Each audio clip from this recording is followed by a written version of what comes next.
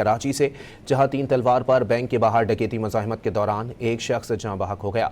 Police के मुताबिक शहरी बैंक से पैसे लेकर निकल रहा था। मजीद जानते हैं डॉन न्यूज़ के नुमाइंदे मोहम्मद बिलाल से। बिलाल, बताइएगा।